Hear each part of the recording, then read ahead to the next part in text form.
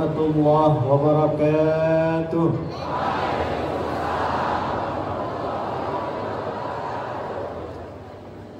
Alhamdulillahilladzi jama'ana fi hadzal masjidil mubarak fil yaumil mubarak bi jam'in mubarak. Nusalli wa nusallim ala habibina al-karim Sayyidina Muhammadin wa ala alihi wa sahbihi wa dhurriyyatihi wa ummatihi ila yaumil mi'ad wa ba'd. Yang kita banggakan, kita doakan semoga senantiasa diliputi dalam kebaikan dan kemuliaan bimbingan Allah Subhanahu wa taala seluruh unsur kepemimpinan khususnya di Kota Padang ini.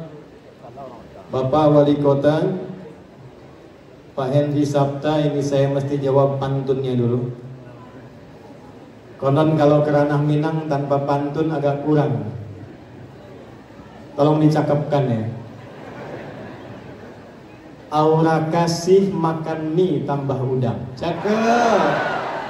Senyum merekah kakinya berdendang. Terima kasih kami sudah diundang. Semoga berkah hari jadi Kota Padang. Kami hormati seluruh unsur Forkompinda, Pak Kapolres, Anggul Kemenak, Pak Dandim. Kita juga alhamdulillah dihadiri oleh para tuan guru kita, ulama kita dari FKUB, ormas-ormas, dan spesial hadir ma'ana aydan al-mab'uth al-bi'tha Syekh Muhammad bin Filistin. Nasallahu subhanahu wa ta'ala an yahfadhu fi kulli masirati da'wati wa yakun bi'idhnillahi ta'ala Filistin bi'idhnillah aqrab ila istiqlalihi fa yakun ma'ana insyaallah qalban wa qaliban. Amin, tapi nggak paham deh.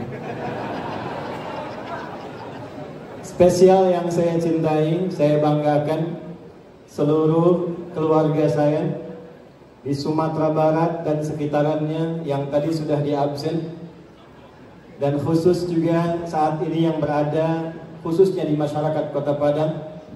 Saya bermohon membuka tausiah di pagi menjelang siang ini dengan satu hadis yang disampaikan oleh Nabi Muhammad SAW, dikoleksi kemudian oleh sahabat Abu Darda, disimpan oleh Imam Ibnu Majah dalam sunannya, lalu disampaikan kepada kita dengan kalimat yang sangat indah. Qala Rasulullah SAW, man salaka tariqa yaltamisu fihi ilma sahhalallahu lahu tariqan ilal jannah wa innal malaikata la tad'u ajnihataha ridan li talibil ilmi wa inna talibal ilmi yastaghfiru lahu man fis samawati wa man fil ardi hatta al-hitan allati fil bihar. Siapapun, man, besar kecil tua muda, punya jabatan tak ada jabatan, dari yang dekat dari yang jauh, salaka tariqa, dia berniat ikhlas melangkahkan kakinya menempuh jalan, yaltamisu fihi ilma, dia niatkan untuk belajar mendekat kepada Allah, supaya kenal Allah, supaya cinta Rasulullah, supaya berubah menjadi orang baik. Jadi kenal Allah itu, dekat dengan Rasulullah, itu hasilnya merubah kita jadi lebih baik. Kalau ada orang mengaku Tuhannya Allah, Nabinya Muhammad SAW Rasulullah, tapi tidak merubah dirinya menjadi lebih baik, maka dipertanyakan pengakuan ketuhanannya kepada Allah dan kerasulannya kepada Rasulullah SAW. Kenal Umar bin Khattab? Kenal di mana? Saya kadang-kadang pusing deh. Kemarin saya tabligh akbar di Riau, ada yang kenal Firaun. Di sini masih lumayan lah Umar bin Khattab. Sebelum kenal Allah, Umar itu mabuknya luar biasa, sehari 5 kali. Dan penting sebagai informasi, zaman jahiliyah itu 5 kali sehari mabuk, itu pemabuk amatir. Profesional lebih daripada itu. tiap hari hobinya berkelahi. Kalimat Umar itu sangat terkenal. Kalau sedang bosan, Umar naik ke bukit bikin pengumuman. Siapa yang berani dengan saya bertemu di bukit A, tapi sebelum datang pamit dulu pada ibu yang telah melahirkannya, karena ia akan pulang tanpa nama. Memusuhi Rasulullah. Pernah jualan Tuhan. Jualan Tuhan.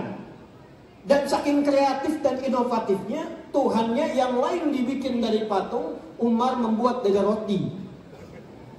Jadi begitu jualan di musim panas, diterpa dengan terik matahari, datang haus, datang lapar, minuman ada, makanan tak ada. Maka Umar simpan yang dituhankan di depannya, lalu dia berkata, "Ya Lata, duhai Tuhan Lata, a'zirini, mohon maafkan aku, ana ja'i, sekarang lapar luar biasa. Tolong pinjam tangannya sebentar, nanti hamba ganti," katanya. Jadi begitu selesai perjalanan, Tuhannya habis dimakan. Itu Umar. Tapi setelah masuk Islam, kenal Allah, kenal Rasulullah, ayat mirasantika, larangan mabuk-mabukan dari minuman keras dan turunannya sampai narkotika, itu turun atas permintaan Umar bin Khattab kepada Rasulullah SAW. Ya Rasulullah, kapan ada larangan dihentikan mabuk-mabukan? Kapan ada larangan dihentikannya ini minum-minuman keras? Dampaknya sangat buruk. Orang bisa berkelahi, orang bisa berzina. Turunnya karena Umar. Orangnya hidup kemudian dengan adil, berubah dari jahiliyah menjadi khairul ummah.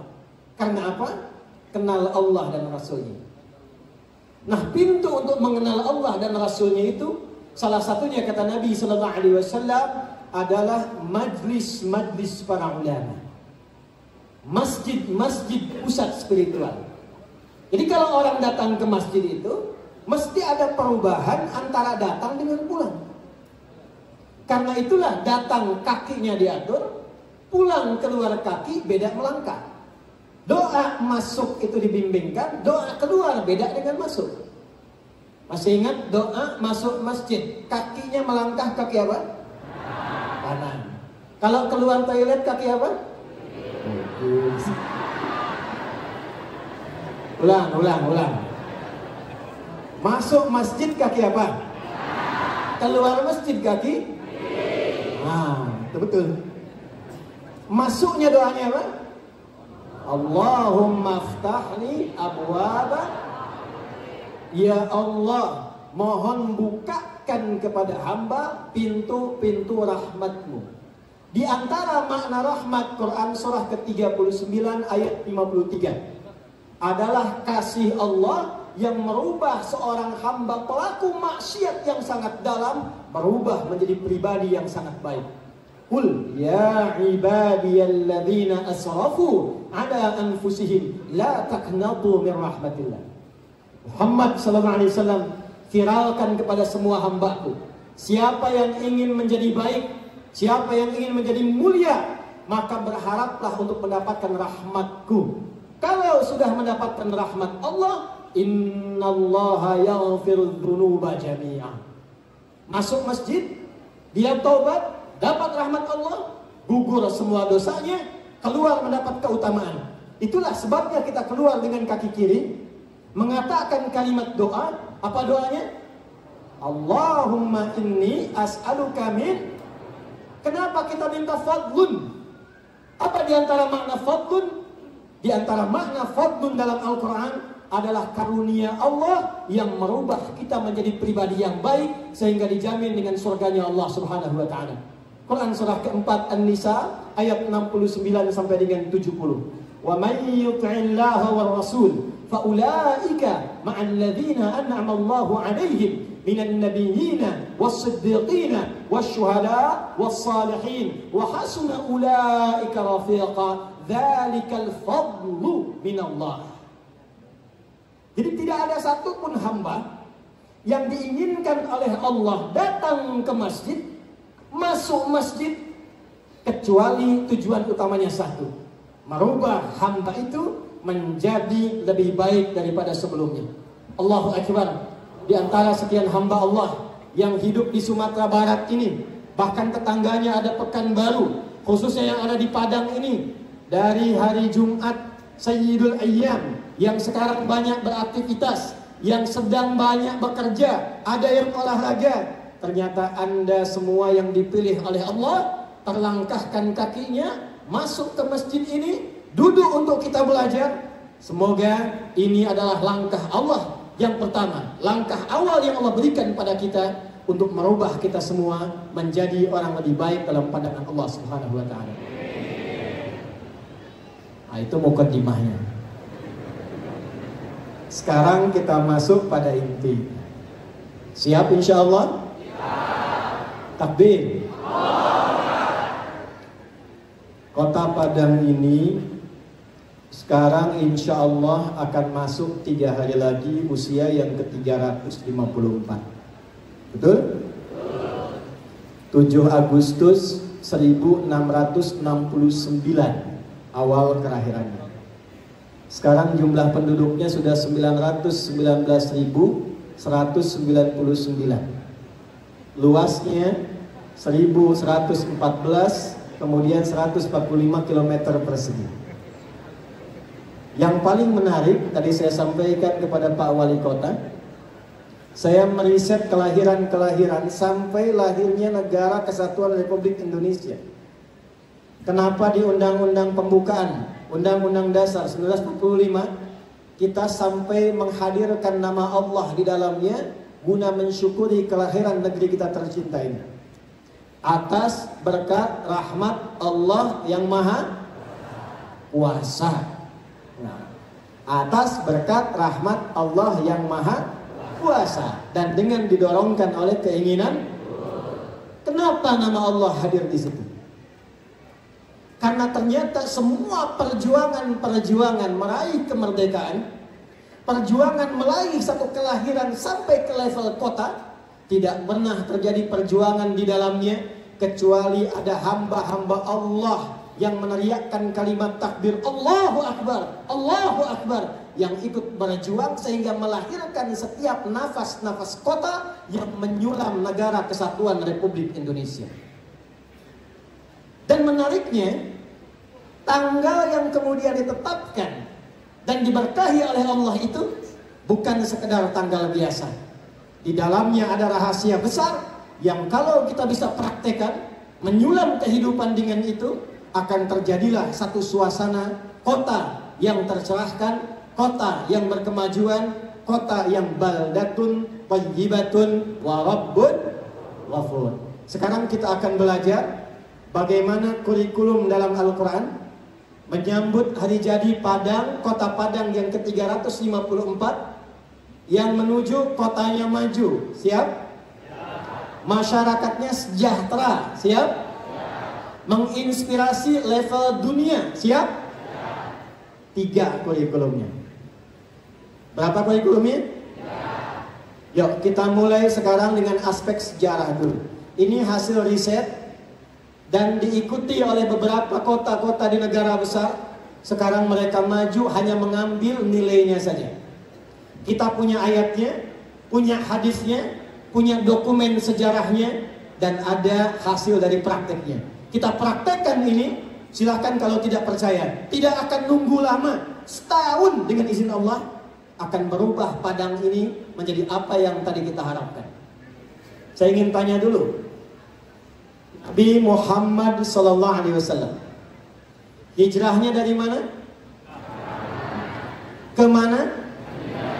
Oh, udah kenceng salah. Hijrahnya dari mana? Kok jadi pelan? Mekah.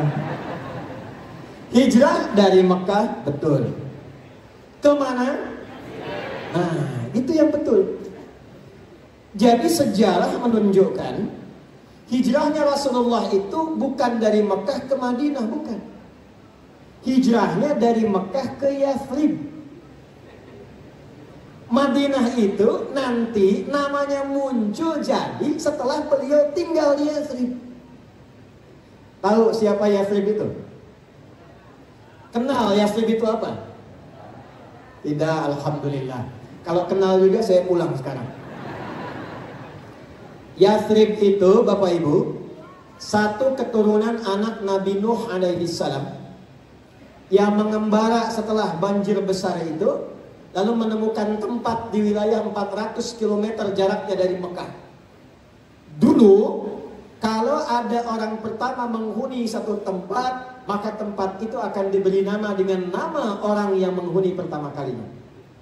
Maka masuklah Yathrib di situ, maka disebutlah kemudian nama daerahnya dengan nama Yathrib. Setelah itu datang banyak orang dari Yaman. Setelah itu sepeninggal Nabi Musa alaihi salam, terus nyampe mendekat ke masa Nabi Isa alaihi salam, virallah kemudian di Taurat, di Injil akan datang Nabi penutup. Nabi ini akan berhijrah ke wilayah Yathrib itu, dia akan membawa perubahan, orangnya berkasih sayang, menata kebaikan-kebaikan. Maka muncullah kemudian orang-orang Yahudi datang ke wilayah Yathrib itu. Ada yang kemudian ke wilayah Khaybar, ada yang Irah, ada yang kemudian ke beberapa tempat yang lainnya. Maka berkumpullah membentuk masyarakat dikenal dengan Ahlu Yathrib. Tapi maaf, daerahnya penuh dengan konflik. Tidak ada pasar yang banyak masalahnya kecuali pasar Yathrib. Timbangan kecurangan ada di situ. Monopoli pasar ada di situ. Maaf, konflik sosialnya, pertengkaran, perselisihan, permusuhan, pembunuhan tidak selesai selama 6 abad. 600 tahun. Kalau ada di Aus itu yang meninggal, kecamatan Khazraj pun mesti ada yang meninggal. Kalau di sini ada yang kena pukul, di sana pun harus ada yang dipukul. Ekonomi tertinggal. Konflik banyak. Situasi tidak ideal. Allah perintahkan Nabi Muhammad SAW hijrahnya ke Yathrib, dan Masya Allah bukan ke Taif. Dan menariknya ketika ke Taif, justru dilempari supaya keluar dari Taif. Dan tidak mungkin itu terjadi kalau Allah pun tidak mengizinkan. Sampai dikeluarkan dari Taif dengan cara yang tidak biasa. Padahal Taif kotanya sudah maju, pertaniannya luar biasa, sayur-sayuran sudah banyak. Dipindahkan hijrah, jangan ke Taif, datanglah ke Yathrib. Kenapa? Karena Allah ingin memberikan satu pesan penting, satu hikmah kepada seluruh umat Nabi Muhammad SAW.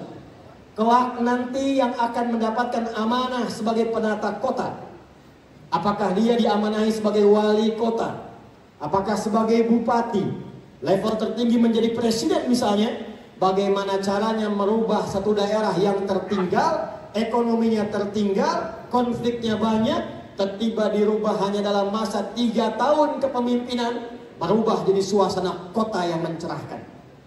Kalau Anda ingin lihat pasar yang paling stabil, ekonomi paling makmur, maka sekarang adanya di tempat itu.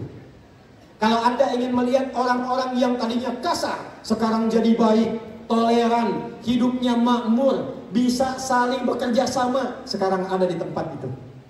Sehingga untuk mengenang peristiwa itu, namanya dirubah menjadi suasana kota metropolitan yang mencerahkan dan berkemajuan. Bahasa Arabnya dirubah menjadi Al-Madinah Al-Munawwarah. Dan hikmah ulama, kenapa sekarang nama itu yang dipopulerkan? Mau kemana? Ke Madinah. Kemana? Ke Madinah. Bukan sekedar menyebut nama, bukan sekedar menunjuk kota, tapi ulama mempopulerkan itu untuk memberikan pesan kepada kita. Kalau Anda ingin menata kota maju, makmur, penduduknya sejahtera, maka belajarlah dari kepemimpinan Nabi yang menata keadaan tertinggal menjadi kota yang maju dan disebut dengan Al-Madinah Al-Munawwarah. Baik, Nabi datang dari Mekah ke Yathrib. Sebelum datang beliau sudah mitigasi. Nah, ini pertama untuk Pak Wali Kota nih. Tidak Nabi datang ke Yathrib kecuali Nabi tahu siapa yang berkonflik. Ini Aus dengan Khazraj. Di mana pemukiman-pemukiman yang muslim, yang non muslimnya di mana? Jumlah penduduknya ada berapa? Nabi datang kemudian ke Yathrib sampai sudah tahu berapa di kota ini penduduk yang tinggal. Agamanya ada berapa? Kecamatannya berapa? Penyebarannya bagaimana? Lalu yang paling menarik, dipersaudarakanlah oleh Nabi SAW keseluruhannya. Akha bainal muhajirin wal ansar, akha bainal aus wal khazraj.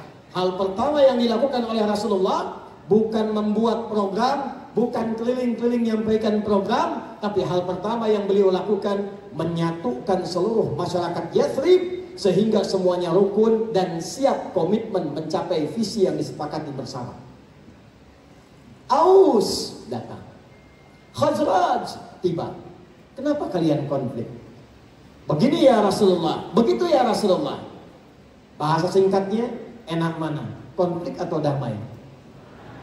Tenang atau gelisah? Nyaman atau selalu kacau? Persis jawaban itu yang disampaikan. Kalau semua pengen damai, pengen tenang, pengen sejahtera, kenapa kita tidak akhiri konflik itu dan duduk secara bersamaan? Maka Aus dan Khazraj sepakat meredakan konflik. Muhajirin Ansar dipersaudarakan, dan dari langkah pertama itulah mudah mengeksekusi setiap program-program yang disiapkan oleh Nabi SAW. Ini pesan pertamanya. Kenapa penting saya sampaikan bagian pertama sebagai pembuka ini? Maaf. Hadis riwayat Abu Dawud disampaikan oleh seorang sahabat, dilarutkan kemudian oleh yang berikutnya bernama Abdurrahman bin Umar As-Sulami, bersama-sama Hujur bin Hujur mendatangi seorang sahabat, meminta satu hadis, yang hadis ini begitu penting pada pilar yang pertama. Apa hadisnya? Perhatikan baik-baik. Ini Nabi sampaikan dalam haji beliau wada sebelum wafat. Qala Rasulullah sallallahu alaihi wasallam, man ya'ish ba'di fasayara ikhtilafan katsira. Siapapun umatku yang hidup setelah aku wafat, dia akan banyak melihat pertentangan-pertentangan, perselisihan-perselisihan. Dia akan banyak menyaksikan perbedaan-perbedaan yang menyebabkan kadang-kadang perselisihan. Hadis lain, kata Nabi, akan tiba satu masa saat waktu itu begitu cepat. Setahun seperti 1 bulan. 1 bulan seperti seakan-akan sepekan. Sepekan terasanya seperti sehari, dan sehari terasanya seperti kilatan saja. Sekarang terasa tidak? Terasa tidak? Di saat itulah kata Nabi, taqarrubul aswaq, ada terjadi percepatan digital sehingga pasar mudah diakses. Dulu ibu berangkat ke pasar pakai angkot, pakai ojek, sekarang tinggal klik barangnya datang. Betul? Di masa itulah yantashirul kadhib tantashirul fitan. Akan muncul banyak manipulasi, muncul banyak hoax, muncul banyak pertikaian, muncul banyak perselisihan. Betul? Sekarang sudah buka medsos, sudah berselisih kan? Terakhir, waktu sholat dari i'tidal sujud kan? Waktu turun sujud pakai lutut apa telapak tangan? Telapak tangan. Yang pakai telapak tangan angkat tangan. Yang pakai lutut, sisanya pakai kepala duluan. Balik. Tuh. Ini saya baru tarik satu ke masalah praktik ibadah. Lingkupnya lokal di umat Islam. Kata Nabi, nanti yang tadinya didesain untuk memudahkan, tiba kemudian jadi bahan perselisihan. Ada yang berselisih karena persoalan kunut? Ada. Saya pernah mampir satu masjid, tapi bukan di sini. Begitu mau sholat, ternyata jamaah di komplek itu keluar. Saya tanya, kenapa pada keluar itu, Pak? Kata mereka ada yang bid'ah di sini. Begitu saya masuk, ternyata cuma beda saja. Yang ini tidak kunut, yang ini kunut. Padahal kan yang benar-benar kita ketahui, yang salah yang tidak sholat subuh. Ada potensinya. Karena bismillah dijaharkan dengan bismillah disirkan, bisa jadi masalah kalau nggak paham. Saya tugas di Mekah 2010, ngawal jemaah haji. Gelombang jemaah haji pertama itu begitu datang pas waktu sholat isya. Imamnya Syekh Sudes, mazhabnya Hambali, bismillahnya disirkan. Begitu nengok, istaqimu, masuk takbir, Allahu Akbar, Al-Fatihah. Alhamdulillahi Rabbil Alamin. Itu komen jamaah di samping pertama. Iki imamnya Muhammadiyah ya tadi. Muhammadiyah cabang Masjidil Haram itu. Potensinya ada.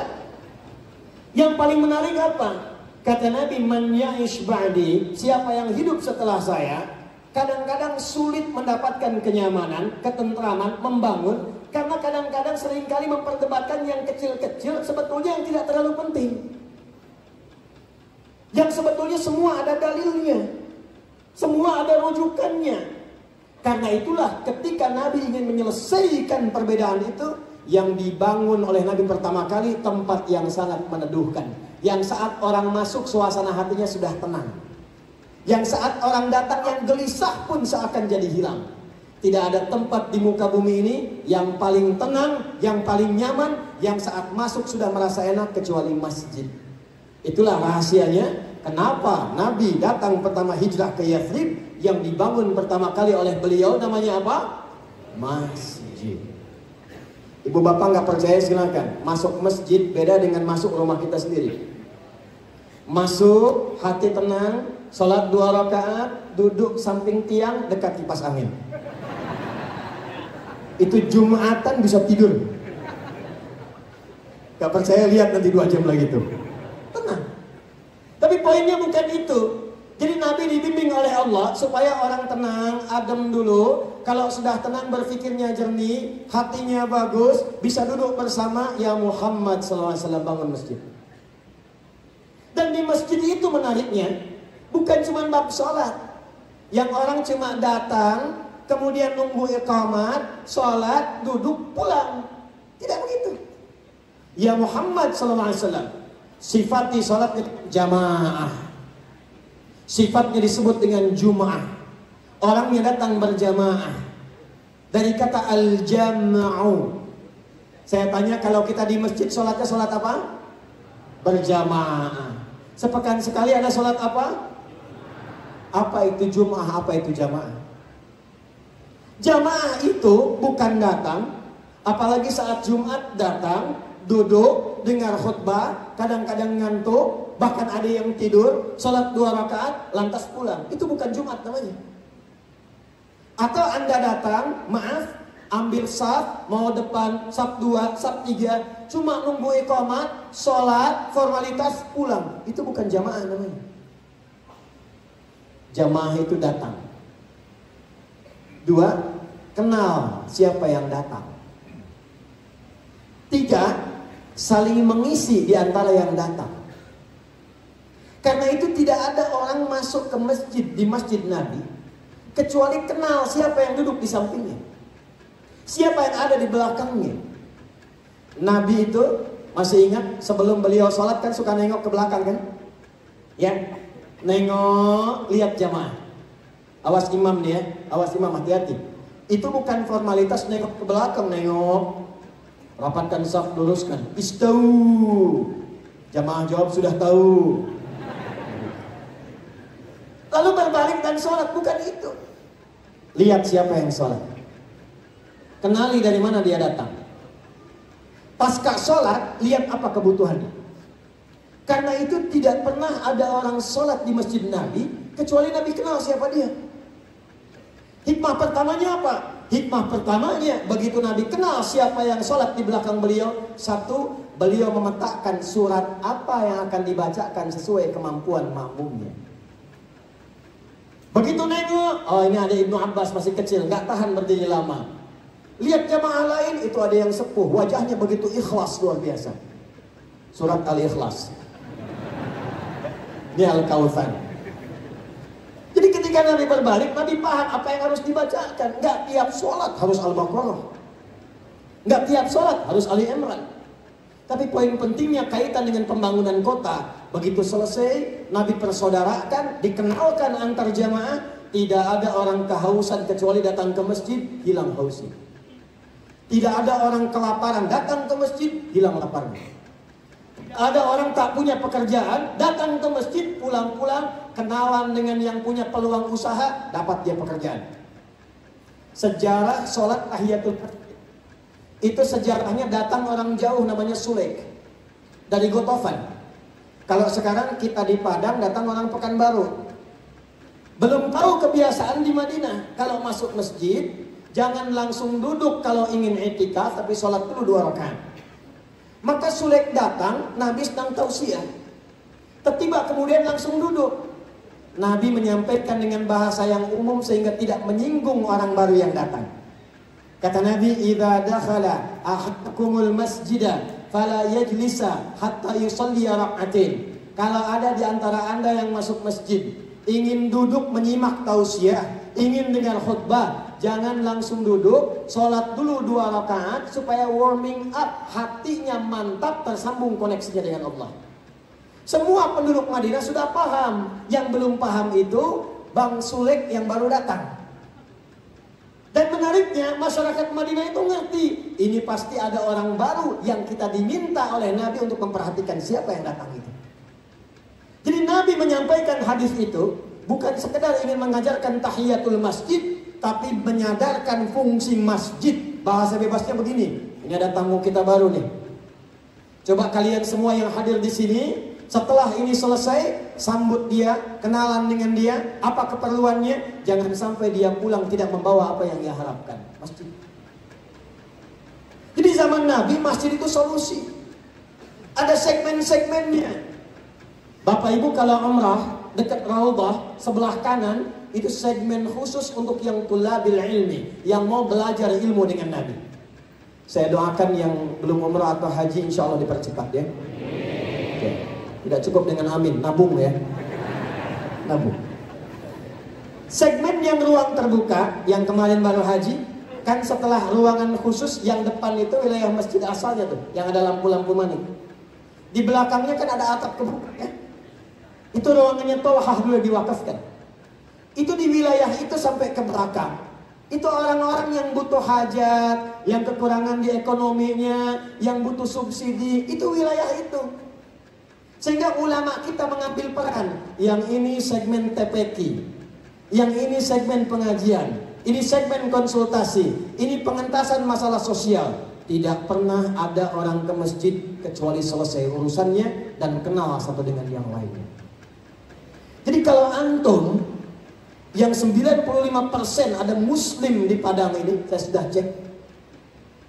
Kalau punya keinginan membangun kota Padang, menyongsong Padang 3 hari lagi menuju 354 tahunnya, Padang yang maju, Padang yang hebat, maka hal pertama yang harus dilakukan, hidupkan masjidnya. Yang bersumber dari Nabi, yang menuntun kita bergaul dengan non-muslim, kecuali semuanya adalah hadis-hadis yang membawa kedamaian dan keindahan. Contoh, kalau saya tidak salah di Padang ini kan, Sumatera Barat pada umumnya senang masak ya. Apa yang paling favoritnya? Rendang. Hati-hati ibu yang suka masak rendang. Siapa yang masak makanan, baunya sampai ke tetangganya, wah hati-hati nih. Hadis bukan itu? Maka bagilah tetangga itu walaupun hanya hafal Pak Kapolres tuh. Jadi Pak Kapolres masak opor ayam, ayamnya dimakan Pak Kapolres, kuahnya bagi tetangga gitu. Beliau bagikan tetangga kuahnya, dia tanya, kenapa cuma kuahnya Pak? Hadis Nabi Bu. Maksudnya bukan itu.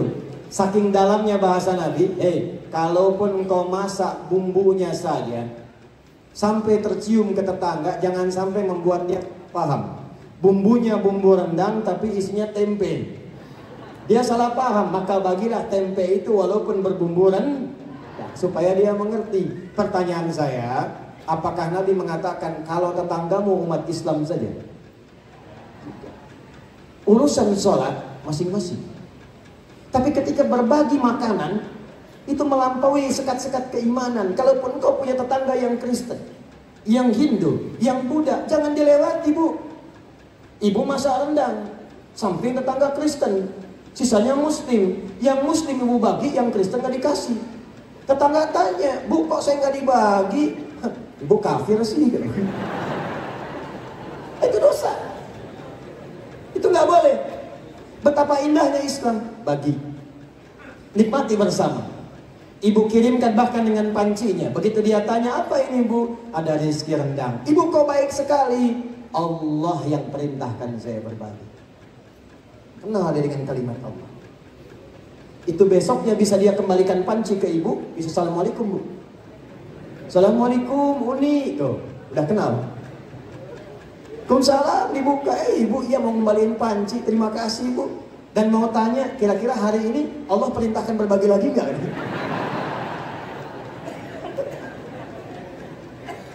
Itu interaksi kita. Jadi umat Islam tuh hafal dengan toleransi.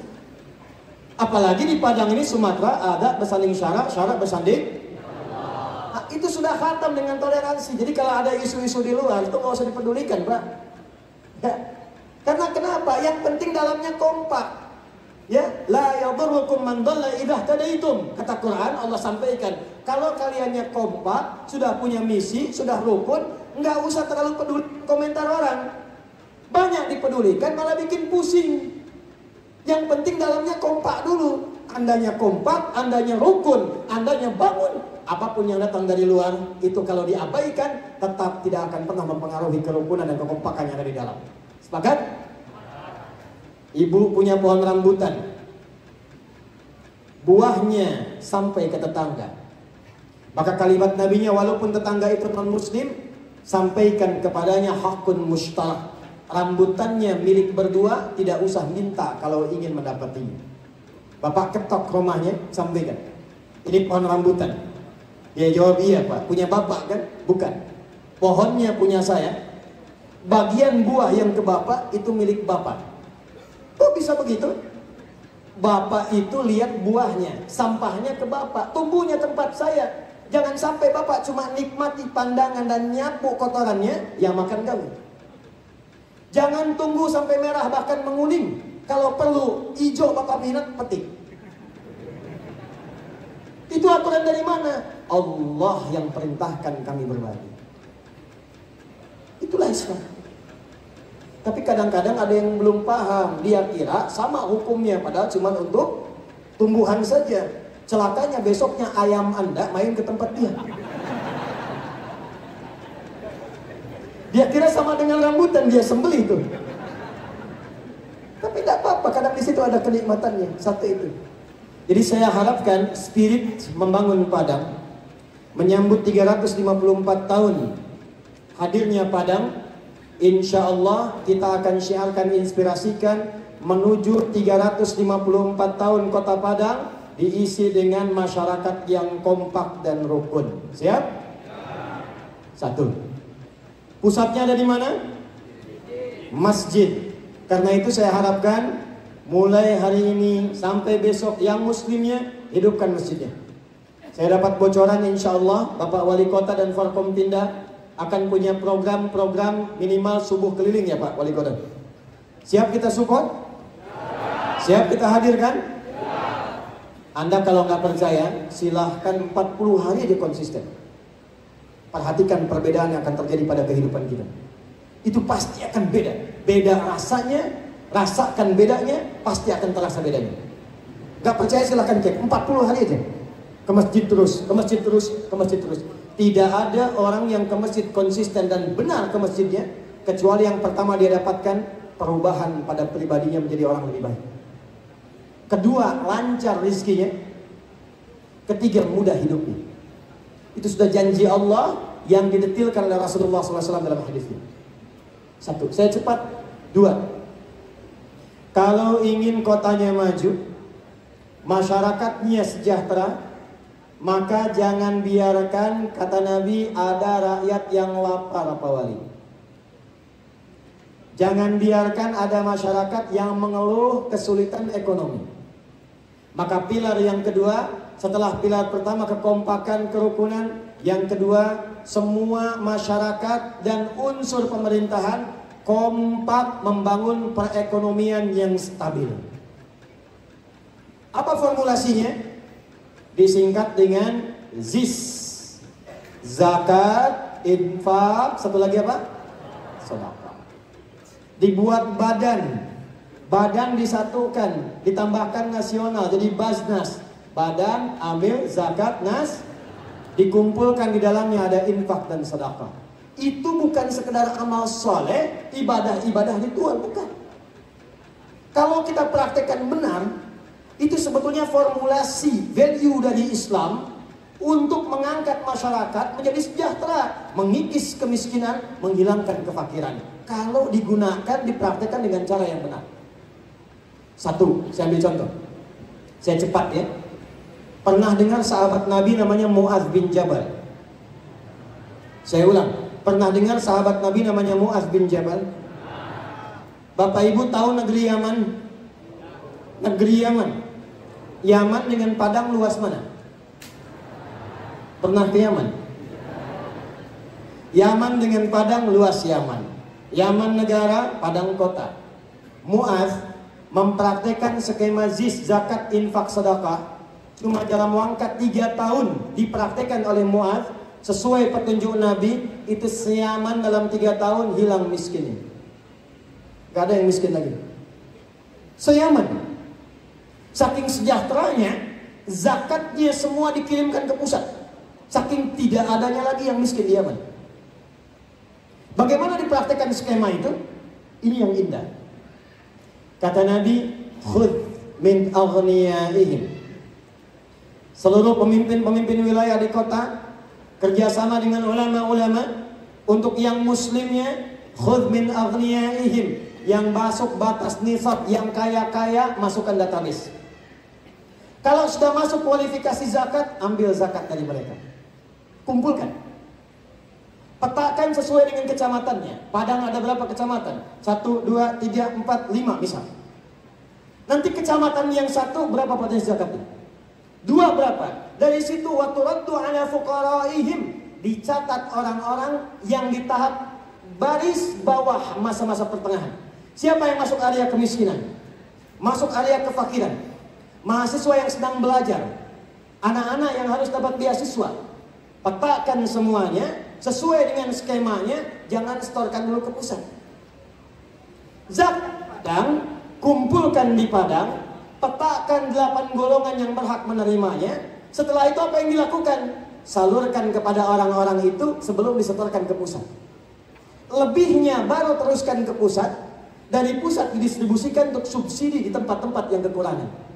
Kalau sekarang kita keluarkan konsepnya, maaf, ada berapa masjid di kota Padang ini? 1.307. Sekarang ambil per kecamatan. Kita ada berapa kecamatan? Berapa? 11 kecamatan. Ambil masjid besar di setiap kecamatan. 1, 2, 3, 4 sampai 11. Di situ kemudian program pemerintah koordinasi dengan DMI, ada MUI-nya, ormas-ormasnya. Setiap masjid besar di kecamatan itu yang menghimpun ZIS-nya ada di situ. Lalu punya database-nya. Berapa orang-orang yang masih memerlukan perhatian di sini? Berapa miskinnya? Berapa anak-anak sekolahnya? Siapa yang berhak dapat kualifikasi zakat? Siapa yang infak? Di setiap kecamatan jangan setor dulu ke kota. Salurkan dengan database itu. Nanti kurangnya baru disubsidi oleh anggaran pemerintahan dari kota. Kalau itu bisa dilakukan, database orang kayanya punya, dokternya punya, masyarakatnya punya, dikumpulkan di setiap masjid, masjid besar kecamatan, distribusikan lagi ke daerah-daerah sampai ke desa. Itu kalau skemanya dipakai sesuai dengan petunjuk Nabi, demi Allah saya katakan, kita tidak akan mengenal istilah kemiskinan kecuali memang orang yang tidak pernah merasa cukup dalam hidupnya. 2. 3, saya cepat. Sebelum masuk ke pilar yang terakhir, ini yang paling penting. Konsepnya untuk menjamin stabilitas bisa digunakan konsep persaudaraan, mengingat pada satu hadis Nabi SAW. Sekarang zamannya aplikasi kan? Saya ulang, sekarang zamannya aplikasi kan? Kenapa Pak Wali Kota tidak mengambil seorang ahli IT? Bikin aplikasi, bikin di setiap kecamatan, masukkan UMKM itu ke pasar-pasar aplikasi digital.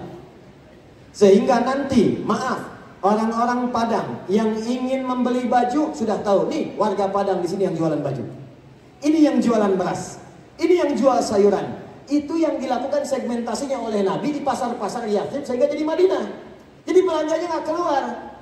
Yang dagang beras siapa? Ini, harga tetapkan dasarnya oleh pemerintah. Harga dasar sekian. Yang jualan sayur siapa? Ini. Nabi sampai infeksi. Tidak boleh ada yang monopoli harga. Tidak boleh ada yang bikin sembarangan. Ketika ditata, tidak ada satupun yang belanja keluar kecuali ekonomi di dalam Madinah itu yang hidup dan berputar. Yang gak ada di Padang baru keluar.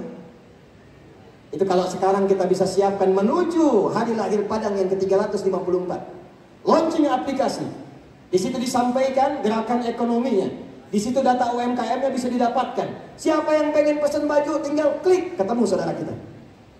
Konsep pertama persaudaraan, masukkan ke aplikasi beri nama program Amin, Ansor Muhajirin. Di kecamatan A ada yang rumahnya roboh, tinggal upload ke situ. Saudaraku sepadang, 900.000 orang, adakah di antara Anda yang tergugah untuk membantu rumah ini? Nggak perlu pakai APBD, begitu dia upload. Sekarang kan musimnya viral. Apa yang rame itu yang disukai. Begitu muncul, tergerak kita, selesai masalah. Pak Kapolres Padang ada program, tinggal upload.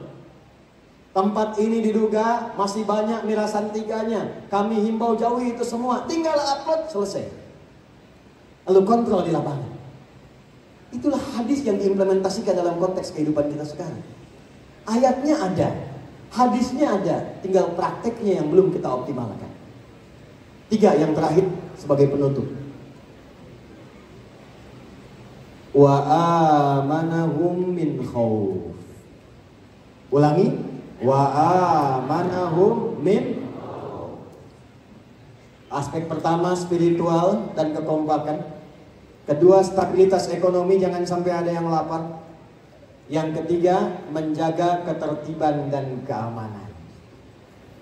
Walaupun organiknya di sini ada TNI, ada Polri, tapi tetap pada akhirnya prakteknya kembali kepada kita semua sebagai warga masyarakat. Kalau memang kotanya ingin maju, kotanya ingin hebat, maka kata Quran, semua masyarakatnya mesti kompak, jaga ketertiban dan keamanan. Jauhkan potensi-potensi menyimpang yang bisa merusak. Contoh, maaf ya, ini jangan tunjuk orang dulu. Ujung kepala sampai dengan ujung kaki.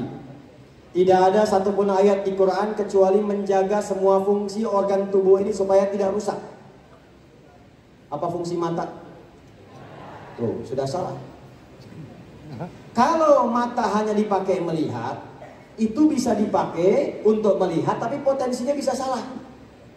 Mata keluar dari masjid nurul iman, nurulnya ada, imannya nggak ada. Begitu keluar lihat sendal yang bagus, maka terjadilah pertukaran sendal. Kayaknya ini punya Ambo ya, bukan, itu punya saya. Oh ini ya Allah, kemana aja dia pakai, padahal dia ke masjid nggak pakai sendal. Mata. Kalau cuma untuk melihat.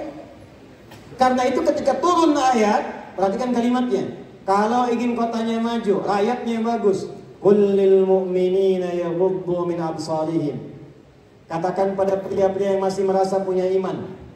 Ayat 31-nya, qul lil mu'minat. Katakan pada perempuan-perempuan yang masih merasa punya iman. Mata itu hanya digunakan untuk melihat yang baik saja. Kalau digunakan pada yang tidak baik, jadi rusak nantinya. Jadi maksiat akhirnya. Kalau digunakan untuk melihat pada yang bukan haknya, jadi rusak nantinya. Karena itulah ketika turun ayat, jaga mata, jaga lisan, jaga pendengaran, sampai ke ujung kaki, pada hakikatnya ingin menjaga kita dari perbuatan-perbuatan yang merusak, sehingga kehidupan kita dapat tentram, damai, dan abadi. Siap sampai di sini? Ya, ini mohon maaf ya. Jangan sampai saya dengar lagi terjadi di Kota Padang setelah hari jadi ke-354 ada pembegalan. Ada pembegalan? Ada pencurian? Ada? Ada tawuran? Ada? Awas, ini menunjukkan ada 3 pilar yang belum kita sempurna lakukan sebagai umat Islam. Maka pulang dari sini sebagai akhir dari tausiah kita. 1, kita siap kompak menjalin kerukunan? Hidupkan masjid? Sekarang pulang dari sini kenalan. Yang pedagang siapa, yang jualan apa, ya? Yang singkat-singkat, kalau ada belum ada bikin grup WA. Setiap kelurahan, setiap desa, satukan. Lihat nanti, gak usah nunggu tahun, bulan depan lihat perbedaan apa yang terjadi. Yang terakhir, jaga diri dari perbuatan maksiat, baik masyarakatnya plus penyelenggara negaranya. Hati-hati, hati-hati. Yang paling berat dihisab dan juga yang paling besar mendapatkan anugerahnya itu seorang pemimpin. Kalau benar dilindungi saat hisab, kalau salah itu persoalan besar saat hisab. Pemimpin kalau benar, Pak Wali, izin, oleh Allah lewat lisan Nabi dijamin. Saat yang lain merasa kesulitan dan kegerahan, maka pemimpin satu ini dimasukkan oleh Allah ke dalam 7 golongan yang menikmati suasana hisab dengan naungan payung yang sangat indah. Sab'atun yadhilluhumullahu fi dhillin yaumal qiyamati yauma la dhilla illa dhilluh. 7 golongan yang saat hisab yang lain tegang, yang ini nikmat menanti panggilan untuk masuk ke dalam surganya. Yang pertama itu al-imamul adil, pemimpin yang adil. Wali kota yang adil, wali kota yang memperhatikan rakyatnya, wali kota yang menjaga amanah yang Allah titipkan kepadanya. Karena itulah kemudian saya ingin akhiri, kita harus kompak antara pemerintah dengan rakyat. Hal pertama yang dilakukan, kata Nabi, ini pesan Nabi. Hadisnya dari seorang sahabat bernama Auf al-Ashja'i dari Nabi SAW. Kalau kalian ingin betul-betul membangun kota dengan bagus, kompak keduanya, maka antara pemimpin dengan rakyat minimal harus saling mencintai dan mendoakan. Maka dari, mohon ya, kalau ke masjid, sujud doakan nih forkompindanya, wali kotanya. Minta sama Allah supaya dibimbing, supaya punya wali kota yang soleh, Kapolres yang sehat, Dandim yang sehat dan kuat, yang kompak, bersatu. Kalau itu bisa kita lakukan, terjaga kotanya. Wali kotanya sholat, doakan rakyatnya. Itu dalam hadis. Tuhibbunahum wa yuhibbunakum. Kalau sudah saling mencintai, saling mendoakan, Allah akan tanamkan dalam jiwa-jiwa Anda sifat saling mencintai satu dengan yang lainnya. Itu poin yang terakhir yang ingin saya tegaskan. Baik, yang penutupnya, berapa di sini yang sudah hafal Quran? 30 juz, bukan juz 30. Program Pak Wali Kota boleh juz 30. Yang sudah 30 juz. 1, berapa lagi? 2, tahan dulu, angkat tangan saja. 3, berapa lagi? 30 juz. 4. Nah, sudah. Maksud saya ingin jadi teman-teman ini motivasi untuk semua warga di sini. Saya berikan satu rahasia. Tapi ini antara kita saja ya. Saya nggak kasih orang lain hari ini. Antara kita saja. Saya baru kembali dari Amerika beberapa bulan lalu. Lalu saya cek, kita ada koneksi di 20 negara. Kita cek, Allahu Akbar. Ternyata di negara-negara itu sekarang Australia, Amerika, Inggris, sampai ke Jepang. Itu yang paling favorit sekarang mencetak para penghafal Quran. Di Sydney, sekolah Islam yang tidak ada penghafal Qurannya, itu tidak laku. Di Amerika, kita punya 5.000 jamaah diaspora. Itu program pertamanya sekarang mencetak penghafal Quran. Sekarang remajanya itu sudah banyak yang hafal Quran di Amerika. Di Jepang, kemarin kita baru buka sekolah di Saitama. Program pertama yang kita hadirkan, minat pertamanya penghafal Quran.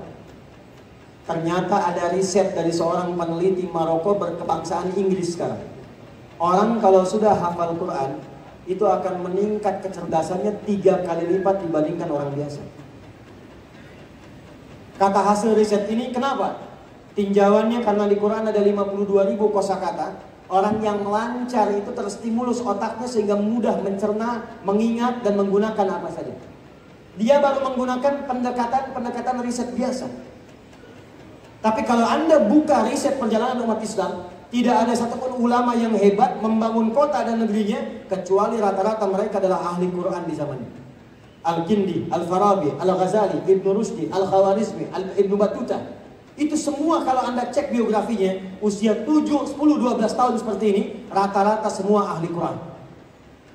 Ibnu Rushdi, Averroes, filsafat, pemikir, tapi ternyata dokter bedah, ternyata hafal Quran 30 juz, ternyata punya kitab fikih namanya Bidayatul Mujtahid. Jadi saya ingin menghimbau, bila bisa mampu dilakukan, hidupkan masjidnya, hidupkan halaqah Qurannya. Kalau tidak Anda hidupkan, sekarang Anda tertinggal. Karena 34 provinsi, tambah 4 sekarang 38, sekarang di Indonesia sudah berlomba-lomba gerakan menghafal Quran. Kami punya riset khusus, riset khusus. Kita punya program At-Taisir Learning Center yang meriset para penghafal dan ahli Quran di Indonesia. Sekarang 38 provinsi bergerak untuk bisa mengenal dan menghafal Quran. Kalau Anda tidak mulai, Anda tertinggal. Nah, sebagai bonus dan hadiah Padang ke-354, saya hadiahkan kepada Pak Wali Kota. Silahkan cari 5 orang, Pak, atau 6 orang. Ya, 6 orang. Laki-laki 3 orang, perempuan 3 orang. Usianya, saya ulang, usianya lulus SMA atau sederajat.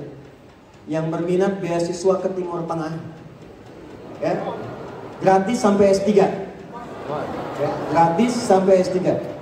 Insya Allah kita akan fasilitasi. Kalau mau ke Tripoli bisa berangkat tahun ini, ya. Kalau mau keluar tahun depan kami dapat kuota dari Madinah, Jamiah Islamiyah, dari Ummul Qura, dari Al-Azhar, dari Turki, dari Sudan. Anda nanti tinggal milih. Syaratnya cuma 2, 6 orang ini. Syaratnya cuma 2. Dan 2 ini gampang sekali, gak susah. 1, hafal Quran 30 juz. 2, lancar bahasa Arab. Masih banyak waktu. Ayo banyak-banyak makan rendang. Masih banyak waktu. Masih banyak waktu. Kalau sudah ada Pak Wali, silahkan diseleksi. Insya Allah ini challenge-nya banyak. Nanti dengan Riau karena seprovinsi ada 10 orang. Akan dikumpulkan se-Indonesia, kita seleksi. Tahun ini kami kirimkan 30 orang. Saya harapkan dari 30 itu ada 6 dari Padang yang sudah disiapkan, dan kita berikan beasiswa full sampai dengan S3. Tidak ada biaya 1 peser pun, ya. Tidak ada biaya, tidak ada biaya, tidak ada biaya. Semua kami tanggung, sampai tiketnya, sampai beasiswanya, sampai jatah pulang, sampai kuota haji untuk berangkat. Insya Allah ada hajinya, ya. Itu yang bisa kami sampaikan. Mudah-mudahan ada manfaat didapatkan. Untuk adik yang sudah betul 30 juz, betul? Saya coba tanya sebentar. Kasih mic-nya.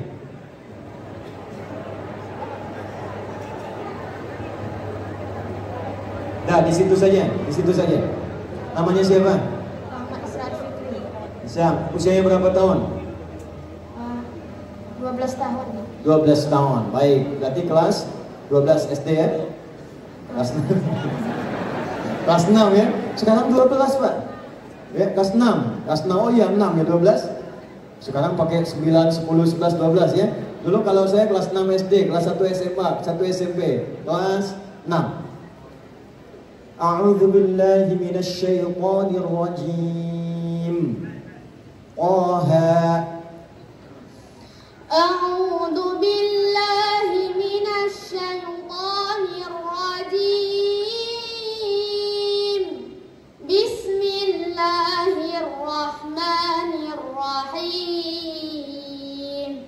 Taha ma anzalna 'alaikal qur'ana litashqa illa tadhkiratan liman yakhsha. Lompat ke ayat 14. Bismillahirrahmanirrahim. Innani ana Allahu la ilaha illa ana fa'budni. Bismillahirrahmanirrahim. Innani ana Allahu la ilaha illa ana fa'budni. Innani ana Allahu la ilaha illa ana fa'budni wa aqimis salata li dzikri. Terus Innas sa'ata la'atiyatun akadu ukhfiha litujza kullu nafsin bima tas'a. baik, mundur satu surah. Ayat ke-13 sampai 15. Bismillahirrahmanirrahim. Ya Yahya khudhil kitaba biquwwah. Bismillahirrahmanirrahim. Ya Yahya khudhil kitaba biquwwah wa atainahul hukma وحنانا من لدنا وزكاة وكان تقيا وبرا بوالديه ولم يكن جبارا عصيا وسلام عليه يوم ولد ويوم يموت ويوم يبعث حيا. Baik, cukup. Hasbuk. Namanya siapa tadi? Rahmat Israr Fikri, tapi Ahmad panggilan Ihsan Israr. Fikri. Baik, yang ini spesial. Dengan orang tuanya satu saja, ayahnya saya hadiahkan umrah. Oke. Satu ini saja. Tahun ini ya, kami akan berangkat ada 2 Oktober dengan Desember. Ya, ikut Desember insya Allah ya. Nanti ada, silakan dengan ayahnya atau pilih ibunya salah satu untuk berangkat. Baik, terima kasih ya. Terima kasih untuk semuanya. Mudah-mudahan Allah berkahi kita semua. Allahumma taqabbal minna innaka antas sami'ul alim. Wa tub 'alaina innaka antat tawwabur rahim. Allahumma rabbana atina fid dunya hasanah wa fil akhirati hasanah wa qina adzabannar. Wa sallallahu ala sayyidina Muhammad wa ala alihi wa sahbihi ajma'in. Wa akhiru da'wana subhanakallahumma wa bihamdika asyhadu an la ilaha illa anta nastaghfiruka wa natubu ilaik. Alhamdulillahi rabbil alamin. Assalamualaikum warahmatullahi wabarakatuh.